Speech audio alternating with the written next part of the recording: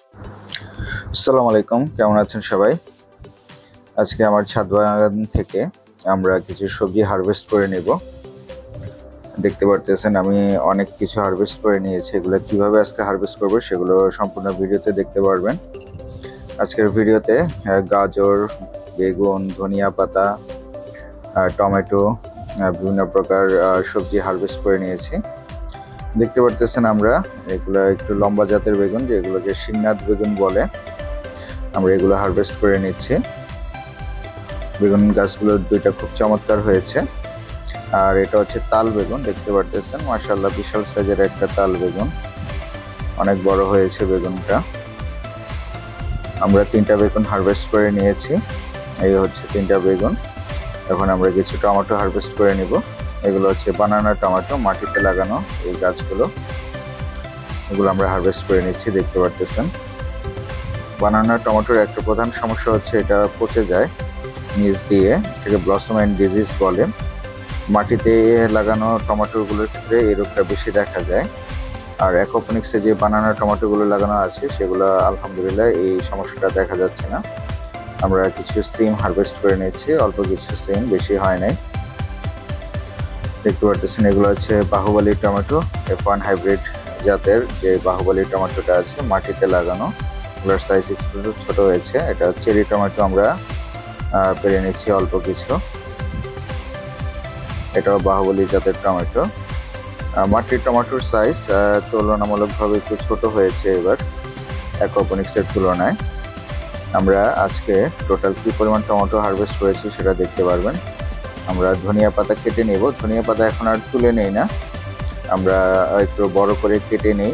কেটে নিলে দেখা গেছে যে আপনার পরবর্তীতে এই কাটা অংশ থেকে আবার নতুন করে ধনিয়া পাতা গজায়। আমি সেটার আপডেট দিব আপনাদেরকে। আমি পরীক্ষামূলকভাবে কয়েকটা টবে এভাবে কেটে নিয়েছি, আলহামদুলিল্লাহ অন্যান্য টবগুলোতে সুন্দরভাবে আবার নতুন করে গজাচ্ছে। আমরা কিছু গাজর উঠিয়ে নিচ্ছি, দেখতে পারতেছেন। গাজরগুলো এবার শখ করেই লাগিয়েছিলাম, বীজ বুনে দিয়েছিলাম, ইনশাআল্লাহ সুন্দরভাবে গাছ হয়ে গেছে, দেখতে পারতেছেন। এখন আমরা হারভেস্ট করে নিচ্ছি ডাঁটা শাক।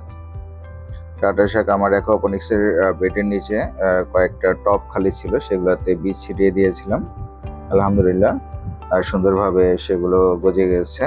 দেখতে পারতেছেন আমরা কিছু লাল শাক হারভেস্ট করে নিচ্ছি। এগুলো ডাঁটা না, সরি, লাল শাক। এটা আরেকটা টব থেকে যেগুলো বড় হয়েছে সেগুলো আমরা তুলে নিব। দেখতে পারতেছেন কি পরিমাণ শাক হয়েছে। আপনারা যদি একটু ঢেকে সুন্দরভাবে রাখতে পারেন তাহলে অল্প কিছুদিন পর পর আপনারা এরকম ভাবে লাল শাক, ডাঁটা শাক, পালং শাক এগুলো হারভেস্ট করতে পারবেন। এই হচ্ছে সবগুলো লাল শাক আমি তুলে নিলাম, দেখতে পারতেছেন।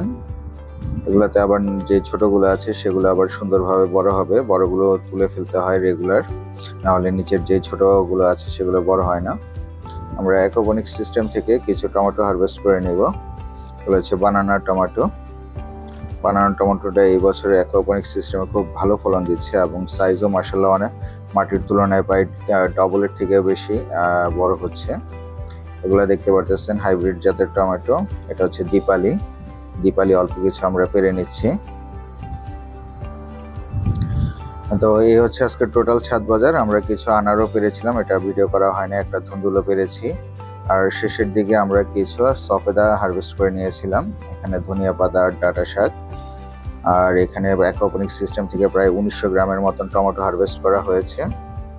আর মাটিতে যে টমেটোগুলো ছিল সেখান থেকে আমরা প্রায় 1 কেজির উপরে টমেটো পেয়েছি। তো আজকের ভিডিও এই পর্যন্তই। সবাইকে অসংখ্য ধন্যবাদ কষ্ট করে এতক্ষণ আমার সাথে থাকার জন্য। আসসালামু আলাইকুম, খোদা হাফেজ।